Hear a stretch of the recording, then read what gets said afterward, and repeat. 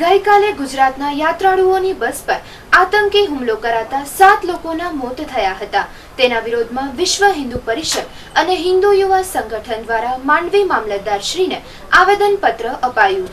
ગઈકાલે અમરનાથથી ગુજરાતના યાત્રાળુઓ દર્શન કરી પરત ફરી રહ્યા હતા ત્યારે તેમની બસ ઉપર આતંકી હુમલો કરાતા 7 લોકોના જીવ ગયા હતા, જેના વિરોધમાં વિશ્વ હિન્દુ પરિષદ કચ્છ વિભાગ દ્વારા માંડવી મામલતદારશ્રીને આવેદનપત્ર અપાયું હતું। અમરનાથ યાત્રા એક હિન્દુઓનું આસ્થાનું સ્થાન છે, જ્યાં દર વર્ષે લાખો હિન્દુ શ્રદ્ધાળુઓ દર્શન કરવા માટે અમરનાથની યાત્રાએ જાય છે।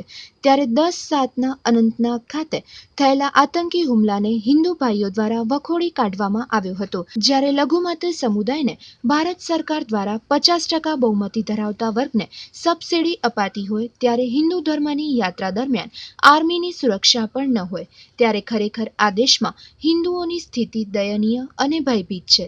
ત્યારે યાત્રાએ જતા હિન્દુ યાત્રીઓ ઉપર હુમલાએ ભારતમાં વસતા હિન્દુ સમુદાય ઉપર ધાર્મિક હુમલો છે, જેમાં 5 મહિલાઓ સહિત 7 યાત્રાળુઓના મોત થતા હિન્દુ માટે આઘાતજનક છે। બંગાળથી કરી અને કચ્છ સુધી હિન્દુ ક્યાંય સુરક્ષિત નથી। દેશમાં વૃક્ષ બચાવો, પાણી બચાવો, ગંગા બચાવો જેવા સ્લોગન અપાઈ રહ્યા છે, ત્યારે ખરેખર અમારે હવે કહેવું પડશે કે દેશમાં હિન્દુ બચાવો તેવી પરિસ્થિતિ ઊભી થઈ છે।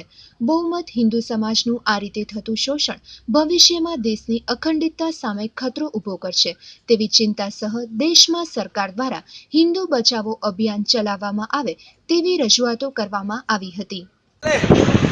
જે અનંતનાગ જિલ્લામાં અમરનાથ યાત્રીઓ ઉપર આતંકવાદી ઇસ્લામિક આતંકવાદીઓ દ્વારા જે હુમલો કરવામાં આવ્યો ખરેખર મોગલ કાળની યાદ અપાવે છે। એક સમય હતો ભારતમાં જ્યારે હિન્દુઓના મંદિર તોડવામાં આવતા, જેના દાખલાઓ છે કે સોમનાથથી કરી અને મથુરા કે ગોકુળ જ્યાં પણ હિન્દુઓના ભવ્ય મંદિરો હતા એ મોગલો દ્વારા તોડવામાં આવ્યા અને હિન્દુઓને ત્યારે પણ મંદિરોમાં જવા દેવામાં આવતા નહીં। અને આજે લોકશાહીના 70 વર્ષમાં પણ હિન્દુની અમરનાથ યાત્રા આર્મીના પ્રોટેક્શનમાં થાય છે।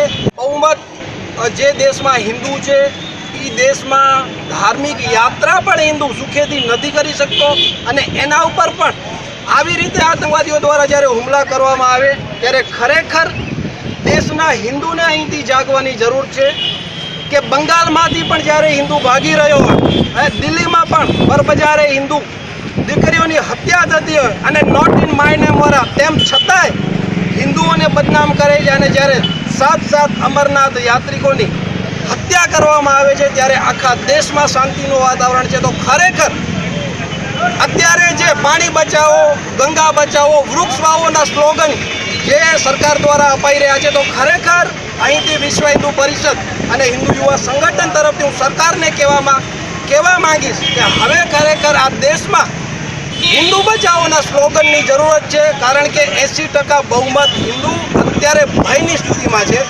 તો આજે કાલે જે ઘટના બની એના વિરોધમાં આજે પાકિસ્તાનનો ધ્વજ સળગાવવામાં આવ્યો અને રાષ્ટ્રવાદી યુવાનો દ્વારા નારેબાજી કરવામાં આવી। Story by Jigar Bhatt, Mandvi.